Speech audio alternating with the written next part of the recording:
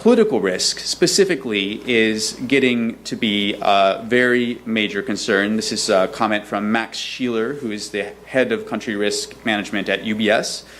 Apart from the reemergence of sovereign risk, creditors, investors have also been reminded another important component of country risk, namely political risk. He talks about the Arab Spring, Ukraine crisis, Thailand.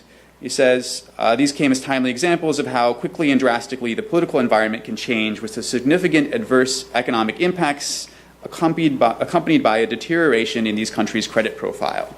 Now that comment should tell you something, which is that when a banker says political risk, they mean something slightly different. When Lori talks about political risk, she's usually referring to the kind of insurable risks like sovereign default or exchange transfer risk, expropriation.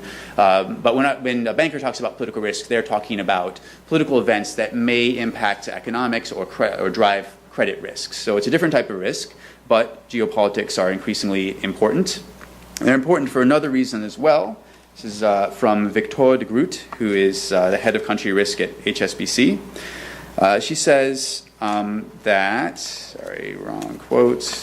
She says that country risk analysts have also broadened their approaches to political risk. This change has been spurred by the latest crises, during which time creditor and international institution perception of a country's governance, compliance with international rules, and general transparency became a key factor in acquiring necessary external support.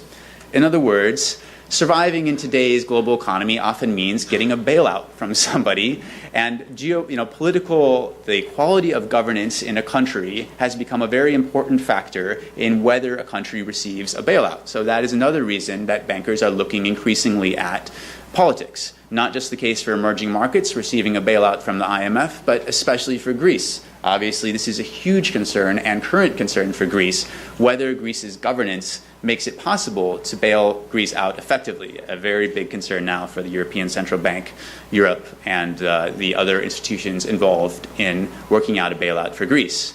So that's another reason why political risk is really important.